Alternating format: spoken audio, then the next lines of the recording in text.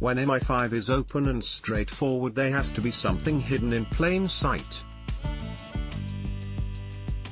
This is a proposition that applies to all government departments, but for the security services it is especially important, and Andrew Parker's speech in Berlin on Monday is a fine example of the craft.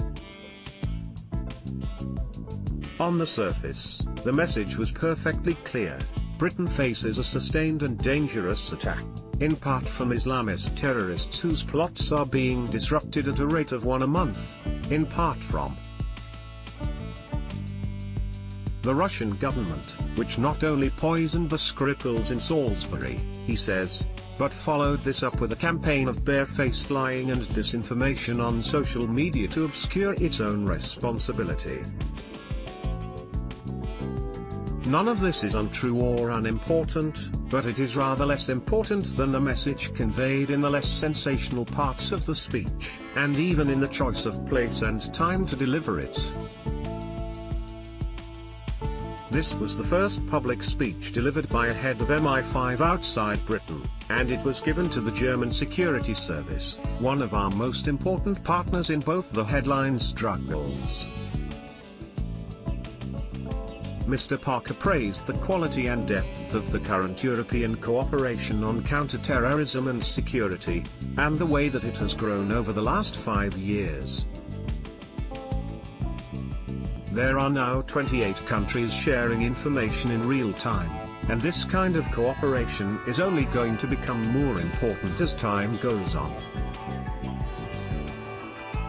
It is true that the UK, partly because of its tight intelligence links with the US, possesses the most effective security services in Europe, but the traffic in information, and the benefits of collective effort, work both ways.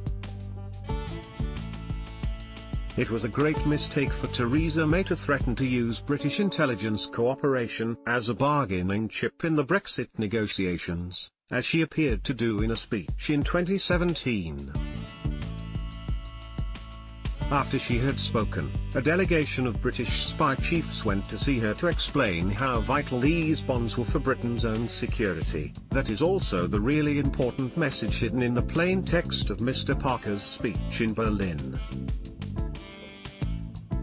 Even though much intelligence cooperation is bilateral and bypasses the structures of the EU, much is not.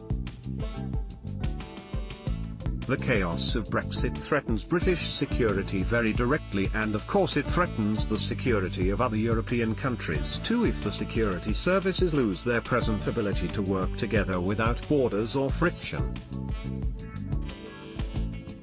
This is perhaps most obvious in the fiasco of the Galileo system, where a mixture of greed and vanity on both sides of the channel may leave Britain isolated from the European satellite positioning system when it finally starts working.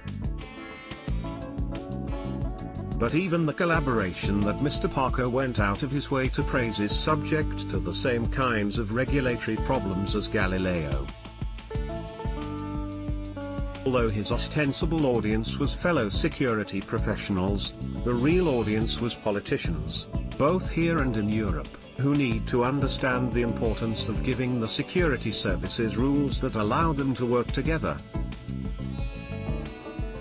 Intelligence agencies must operate under democratic control, but one consequence of this principle is that they have to operate under fairly detailed rules. And so such matters as privacy legislation, data protection and regulatory oversight will have to be harmonized after Brexit. James Bond was not just a fantasy spy, he was also a fantastical projection of Britain's power and influence in the world. Mr. Parker's speech is a reminder that the business of protecting Britain is much less dramatic than in the films, and that Britain is very much less of a superpower.